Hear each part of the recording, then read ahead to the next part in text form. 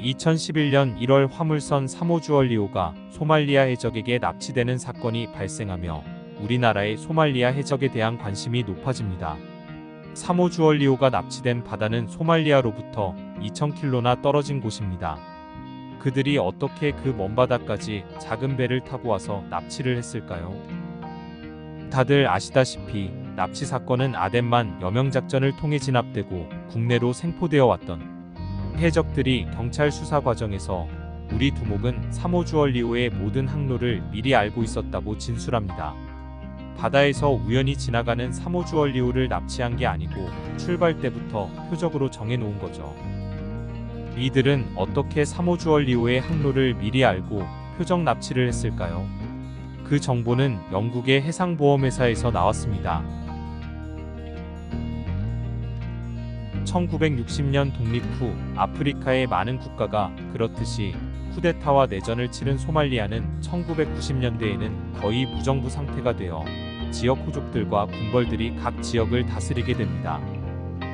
이 틈을 노리고 바다 건너 예멘의 어부들이 소말리아 영해까지 와서 물고기들을 잡아가기 시작합니다. 오래된 내전으로 집에 AK 소총 몇 자루는 기본적으로 가지고 있던 소말리아 어부들은 이들을 쫓아내기 위해 무장을 하고 바다로 나가게 됩니다. 이들을 위한 소말리아 정부의 해경이나 해군은 없었죠. 처음에는 이들을 위협해서 소말리아 바다에서 쫓아내는 게 목적이었습니다. 하지만 소말리아 바다에 대한 소문은 전 세계로 퍼지게 되고 유럽과 아시아의 원양 트롤러선들이 소말리아 바다로 모여들어 대규모 어업을 통해 물고기를 싹쓸이해 가게 됩니다. 유감스럽게도 이들 중에 우리나라 원양어선들도 포함되어 있었습니다.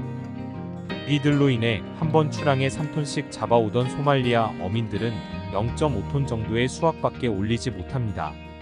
농사를 짓기에는 대부분 사막인 척박한 국토와 계속된 내전으로 생계수단이라고는 어업밖에 없던 이들은 자체적으로 자경단을 조직하고 바다로 나가 타국 선박의 퇴치 작업을 하던 중 그들로부터 석방 조건으로 거액의 돈을 받는 경우들이 생겨나게 됩니다. 이러던 중에 2004년 인도네시아에서 큰 지진으로 인한 해일이 발생합니다. 그 해일이 5,000km 떨어진 소말리아 해안까지 들이닥쳐 많은 희생자가 발생하며 수많은 쓰레기도 밀려와서 소말리아 해안을 뒤덮습니다. 소말리아 바다 밑에 있던 쓰레기들이 쓰나미 때문에 수면으로 올라온 것입니다. 이 쓰레기들은 유럽의 배들이 톤당 250달러의 쓰레기 처리 비용 때문에 2.5달러밖에 들지 않는 소말리아 앞바다에 갖다 버린 쓰레기들이었습니다. 이 쓰레기에는 납과 카드뮴, 수은 같은 중금속은 물론이고 방사능, 폐기물까지 섞여 있었습니다. 소말리아 해안가 사람들은 각종 암과 원인을 알 수 없는 온갖 질병에 시달리게 되죠. 수에즈 운하를 통과해 아덴만을 거쳐가는 배가 1년에 3만여 척 정도 되고 전 세계 해양 물류의 12%를 차지하는 반면 화물을 잔뜩 실어 속도가 느린 이 배들은 소말리아 해적들의 손쉬운 납치 대상이 됩니다. 해적 행위를 통한 선박 납치가 큰돈이 된다는 소문이 돌자 이들은 더욱 규모가 커지고 조직적으로 움직이게 됩니다. 자본가가 참여해 시드머니를 제공하고 이 돈으로 더욱 큰 배를 구입해 보다 먼 바다로 나가 그곳에서 소형 보트를 띄워 선박을 납치하는 방식으로 발전하게 됩니다. 또한 바닷길을 잘 아는 어부 출신, 무기를 다룰 줄 알고 전투 경험이 많은 민병대 출신, GPS와 통신 장비를 다룰 줄 아는 전문가 등으로 구성하여 기업형 해적으로 발전하게 됩니다. 국제사국 자료에 의하면 2004년 10건, 2008년 111건, 2009년 218건, 2011년 237건 등 그 건수가 계속 증가하게 되며 2011년 전 세계 해적 사건의 90%가 소말리아에서 발생하게 되죠. 세계은행과 유엔 마약범죄사무소의 보고서에 의하면 2010년 900억, 2011년 1800억의 소득을 올리게 됩니다. 그의 해적들의 본거지인 푼틀란드주의 한 해 예산이 1760만 달러인 것과 비교하면 해적들이 벌어들이는 소득은 엄청난 금액이었죠. 이렇게 되자 더욱 많은 사람들이 해적으로 몰리게 되고 아이들은 장래희망 1순위로 해적이 되기를 원하며 해적은 이 지역에서 1등 신랑감이 되고 변변한 일자리가 없는 대학 졸업자 등 고학력자들도 해적으로 참여하게 됩니다. 이제 완전히 기업형 해적이 되고 하나의 산업 생태계를 구성하게 된 그들의 분배 구조를 살펴보면 직접 선박을 납치하는 해적들이 30%, 정부나 지역 군벌들이 30%, 항구에서 납치한 배를 보관하고 감시해주는 항구의 10%, 지역 기금으로 10%, 초기 자금을 투자한 자본가들이 10%를 가져가는 구조가 됩니다. 그리고 한 대의 배가 납치가 되면 인지를 감시하고 배를 지키는 등 약 100여 명의 인원이 필요했고 그들에게 식료품이나 생필품을 공급하는 상인들도 생겨나는 등 해적 산업은 지역 경제에 많은 기여를 하게 됩니다. 또한 해적들은 이렇게 번 돈으로 부동산 투자를 하여 그 지역의 땅을 사들이고 집을 짓게 되면서 소말리아의 건축 붐을 일으키게 되죠. 그리고 은행에서는 해적에게 투자하는 크라우드 펀딩 상품까지 등장합니다. 이 투자에는 현금뿐만 아니라 소총 같은 현물 투자도 가능해서 $100짜리 유탄 발사기를 투자해 한 달 만에 $75,000를 벌었다는 이야기도 있습니다. 이렇다 보니 2010년에는 해적 기업이 100여 개까지 늘어나게 됩니다. 그런데 어떻게 영국과 이들 해적이 연결될까요?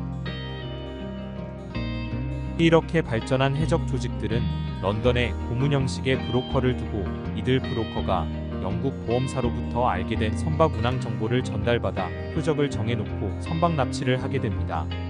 납치되는 선박이 많을수록 위험 지역을 설정하고 할증료가 올라가니 보험사 입장에서도 나쁠 것은 없었습니다. 그리고 막상 선박이 납치가 되더라도 선원에 대한 몸값이 지불될 뿐이지 배나 배에 실린 화물이 피해를 받는 것이 아니기 때문에 보험금이 지급되는 일도 거의 없었죠. 해적들에 의해 선박이 납치되었을 때 해적들은 몸값을 받아내기 위한 협상을 하기 위해 어디에 연락을 해야 하고 피해자 측에선 인지를 구출하기 위해 누구에게 연락을 해야 할까요? 서로 어디부터 시작해야 하는지 막막한 상황에 이를 중개하는 컨설턴트들이 영국에 있습니다. 우리나라의 사모 주얼리오가 납치되었을 때도 영국의 피터 에스트벨이라는 해적 컨설턴트가 중간에 모든 역할을 수행했습니다. 이들은 수수료로 하루 $1,500를 받았습니다. 위험도나 전문성에 비해 금액이 적다고도 할 수 있지만 해적들과의 인질 협상이 하루 이틀에 끝나는 것이 아니고 1년 이상 계속되기도 하고 이들은 해적들과 피해자 측 양쪽에서 수수료를 받는 구조입니다. 계속되는 국제적 비판과 압력에 소말리아의 지방정부 격인 푼들란드에서 해상경비대를 만들게 됩니다. 그리고 그 해상경비대를 PMC에서 교육을 시키게 됩니다. 더군다나 이때쯤 되면 믿을 수 없을 만큼 해적들이 조직적이고 뛰어난 능력을 발휘하는데 UN 보고서에 의하면 PMC에서 돈을 받고 해적들도 교육시키고 전문가로 키워내고 있었습니다. 그 PMC 중 하나가 보고서에 명시된 영국의 하트해상보안 서비스입니다. PMC 기업들이 해상경비대도 교육하고 해적도 교육하는 웃지 못할 상황이 되었던 거죠.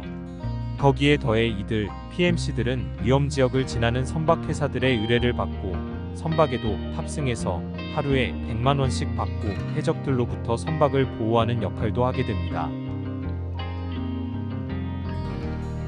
초창기 선박 납치가 소규모로 행해질 때는 인질에 대한 몸값이 현금으로 전달되었고 그 현금을 해적들끼리 그 자리에서 나누어 가지던 것이 해적들의 조직이 커지고 또 금액이 커지면서 은행을 거치게 될 수밖에 없었습니다.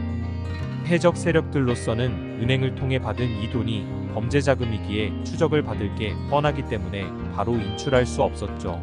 그때 영국은행들이 등장해서 자금 세탁을 해주게 됩니다. 해적에게 선박의 운항 정보를 알려주는 보험사, 납치 사건 발생 시 협상을 중재하는 해적 컨설팅 회사, 그들을 훈련시키는 PMC, 그들의 범죄 수익을 세탁해주는 은행들. 이쯤 되면 소말리아 해적 비즈니스를 배후에서 움직이는 영국을 중심으로 한 유럽의 거대한 자본을 갖춘 조직들이 있고 소말리아 해적들은 그저 행동책들이 아닐까 하는 의심을 해보게 됩니다. 지금은 보다 못한 세계 각국이 소말리아 부근 바다에 해군을 파견해 순찰을 돌고 국제적 관심이 집중되자 갈수록 선박 납치는 어려워지고 그에 따라 가성비가 높아지자 배후 조직들도 슬슬 발을 빼면서 이제는 소말리아의 해적은 완전히 사라졌습니다.